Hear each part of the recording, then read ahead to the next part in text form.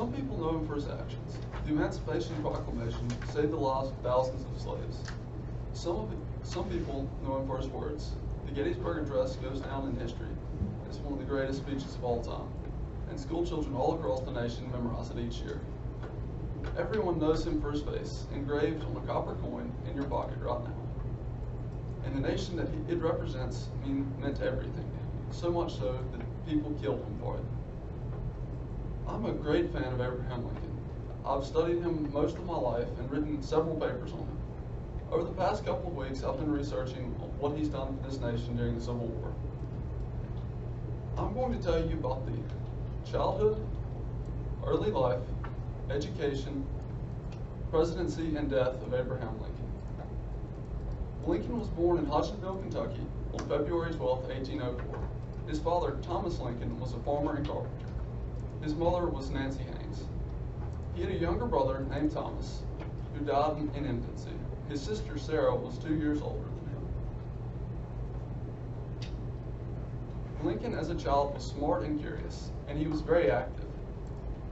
He enjoyed wrestling and swimming, though according to Nancy Cohen of the Mackenzie Quarterly, one time he was drowning, but thankfully was saved.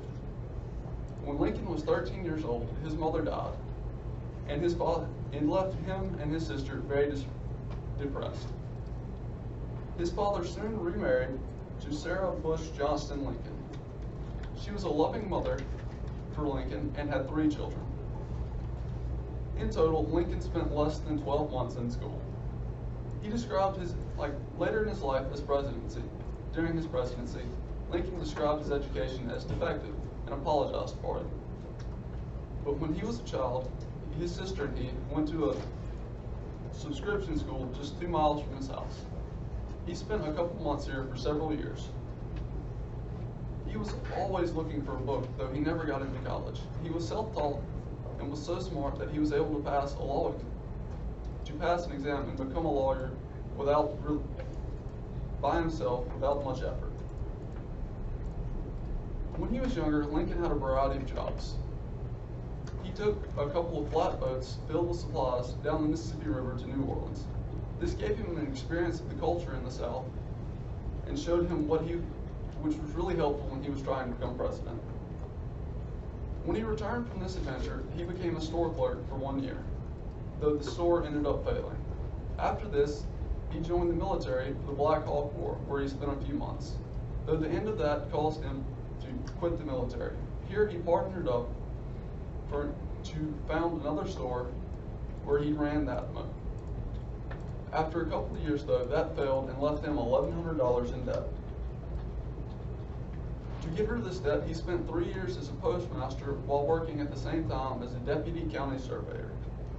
From here, he passed his law exam and started politics. He was elected to the state legislature in 1836, 1838, and 1840. After that, he ran and won a seat in the U.S. House. After his time in the House, he returned to working as a lawyer.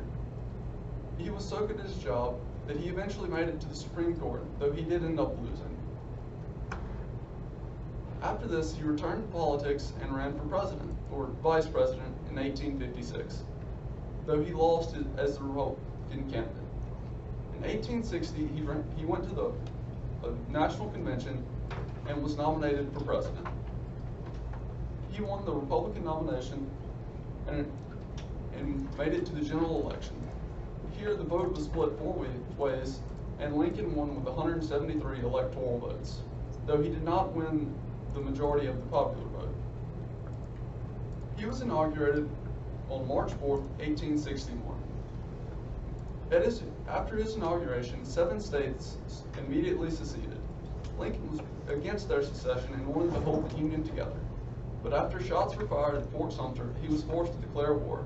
After this, 4 more states seceded. Lincoln was an active wartime leader, and he played a major role in the North's military structure. He was constantly communicating with his generals, using a telegraph as an email like we do today. Though he was dissatisfied with his lead general until he found Ulysses S. Grant.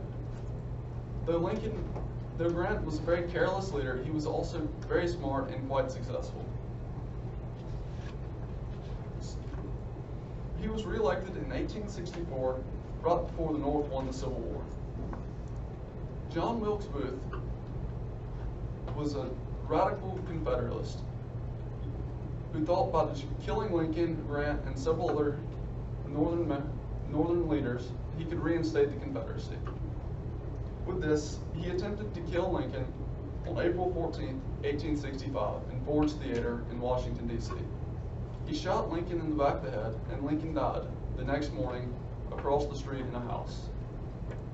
John Wilkes Booth led the authorities on a 12-day manhunt before being shot and killed.